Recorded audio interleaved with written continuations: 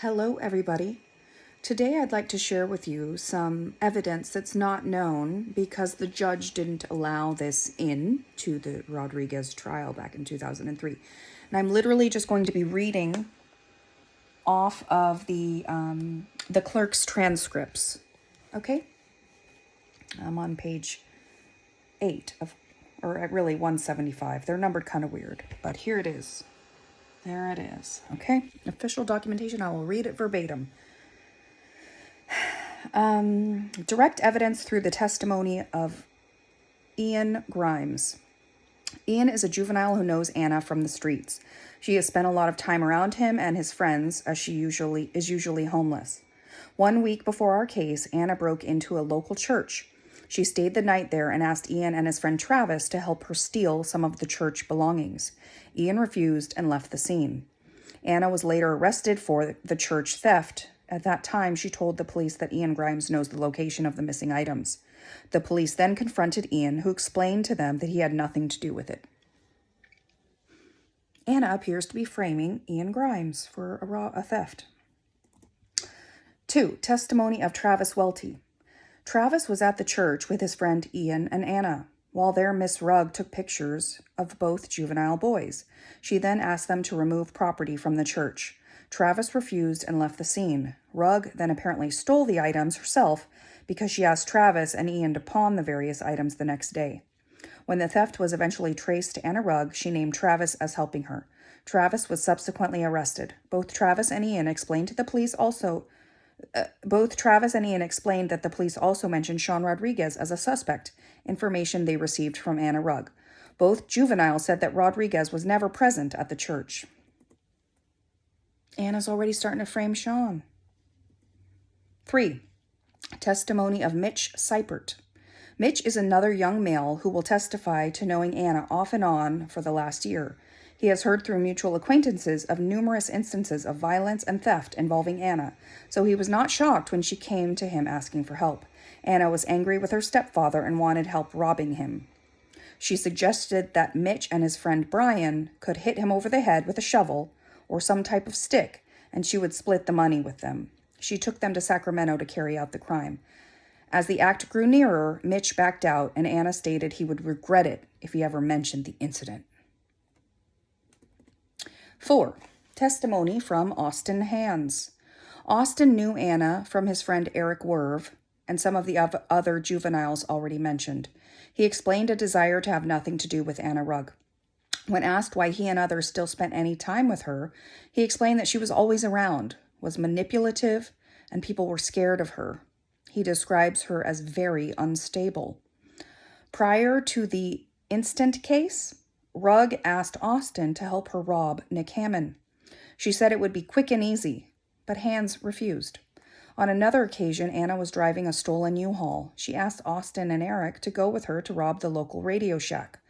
On a third occasion, Anna suggested, that's what it says, to Austin the idea of robbing Cindy. Cindy was the trailer park manager where Austin and Eric lived. Cindy was very involved in drugs, and Anna suggested they could make a big score and then burn the trailer down. In September of last year, after many of these requests were denied, Anna offered Austin crank. Austin took the crank, but recognized something wrong with it. He recognized the substance as powdered Drano.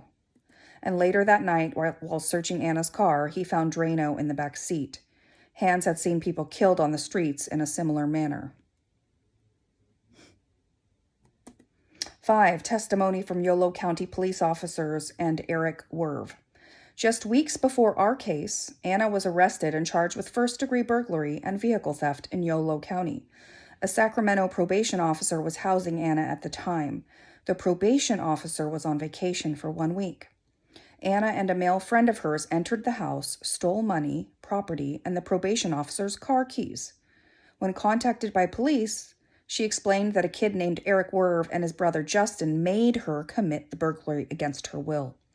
Eric had supposedly come to Anna's brother's house while she was there, put a knife to her brother's neck, and demanded she take him to burglarize the probation officer's home. Anna further explained that Eric then drove off with the car and kept it for weeks. Subsequent investigation by the officers revealed several witnesses to the fact that Anna had the car and Eric had nothing to do with it. After being found with the car, Anna then confessed her earlier lie. In the meantime, an arrest warrant went out for Eric Werv, an individual who never set foot at the crime scene.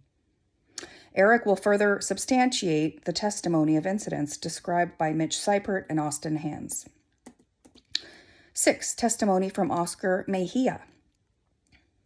And then it says, this prior conduct suggests a similar intent and plan to that in the instant case, and therefore is admissible under 1101B. Shawn Rodriguez is being prosecuted for life based on his own, quote, admissions. When taken in their full context, these admissions involve his explanation that Anna Rugg came up with the idea to rob Nicholas Hammond. She had the only motive to do so, just as she did in these prior instances.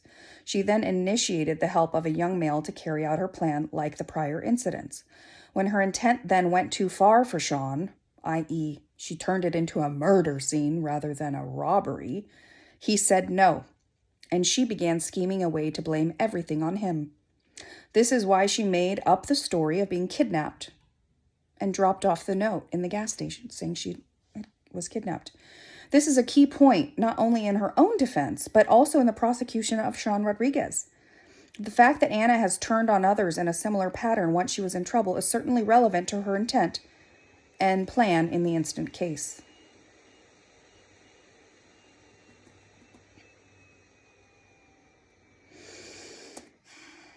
So,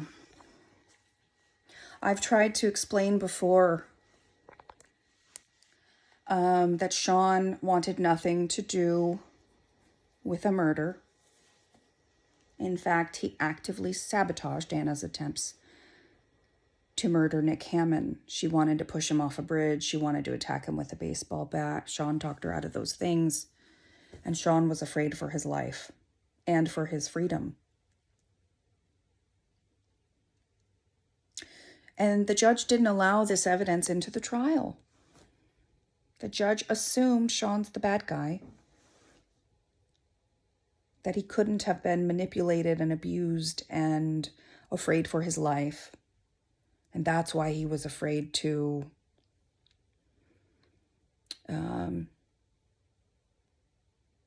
resist her too much. He kind of went along, and then when she wasn't looking, sabotaged her efforts. And in doing so, he saved Nick Hammond's life. I'm sure of it at this point. So the system decided Shawn was guilty before allowing in relevant evidence for the jurors to consider in their deliberations. And to me, that was a bad decision by the judge, Frances Kearney. She did not allow in relevant information. Why? Why not? She said, well, Shawn did what he did. That was up to him. It doesn't matter what other people did. No, it shows Anna's intent to frame Shawn. Anna's intent to possibly even kill Shawn. There's evidence she was beginning to plan to kill Nick and Shawn combined. And Shawn saved Nick's life.